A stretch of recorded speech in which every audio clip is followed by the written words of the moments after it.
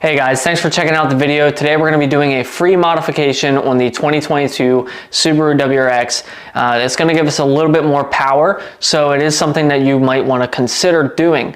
We're going to jump right into it. It should be pretty simple. What we're going to be doing today is removing the charcoal filter on the intake. So basically, your car is going to have a charcoal filter behind the main filter on your intake system, and all that does is prevents unburnt fuel vapors from entering back into the atmosphere. This is probably because of all the EPA stuff and California laws, and it's really restrictive. And to be honest with you, it is going to give you a horsepower gain. Is it going to be noticeable? Probably not, but hey, it frees up some restriction in the intake. It's free, and odds are you'll never have an issue with warranty or anything of that nature. If you are in California and you have smog testing and stuff like that, I would just leave it alone, to be honest with you.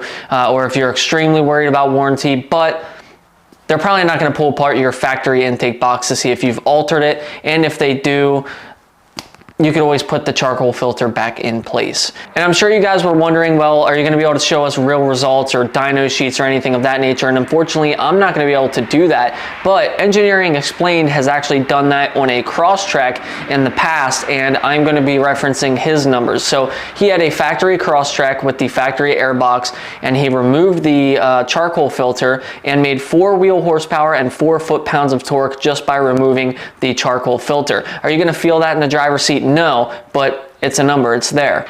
And then if you guys wanted to add a little bit more, you could get a K&N intake or HKS, just a drop-in filter replacement, and that is going to just spruce it up a little bit more and give you just a little bit more power if you are not wanting to replace your entire intake system. With removing the charcoal filter and adding a drop-in filter, Engineering Explained was also able to get 3 more wheel horsepower, so totaling 7 extra wheel horsepower by just removing the charcoal filter and adding a drop-in filter. So today I'm not going to be adding a drop-in filter, but I am going to be removing that restrictive charcoal filter, and I'll show you guys how to do that.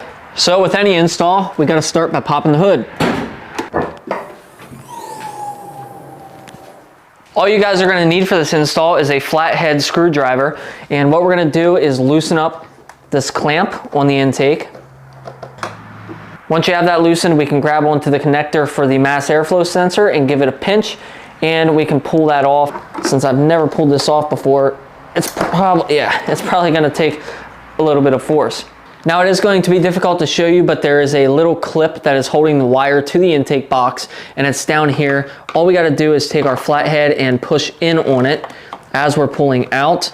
There's 2 tabs on it, and we'll push that and it should release from there.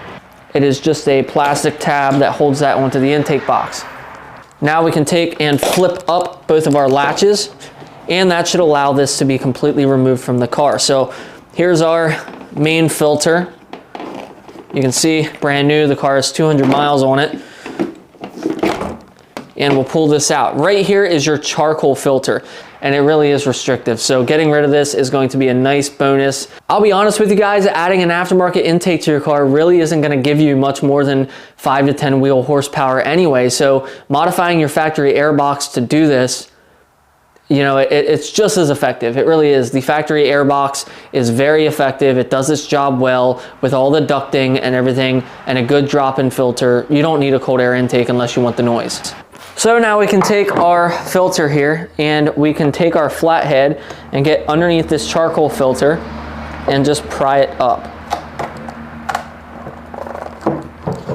Basically, you have all these little tabs holding it in, and all it really is it sort of looks like it's melted into the plastic.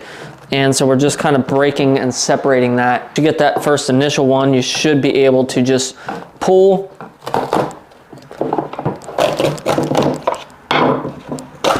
and the rest will separate out. We are going to clean all this up. You don't want these fibers going into the engine, but this shouldn't be too difficult to clean. You can kind of just pull it apart. If you really want to get crazy, you can take a razor blade and shave all this off, which I'm going to do. Blow it out. That'll help too. I do see 1 or 2 little fiber strands that got left behind. I'm going to pull those out, just double check it, and once we know it's good to go, we can put it back in the car. So once you have that box all cleaned out, we can put this back together. We can put our intake filter back in. Of course, you want to make sure that's facing the correct direction, which is the fins going inward facing away from the car, or outward, I guess I should say. So we're gonna go like this, just get this thing lined back up. It should kind of fit down into some tabs. So you just kind of want to slide that onto the hose, get it back, sit it down on those tabs. It'll kind of click into place. That's always fun.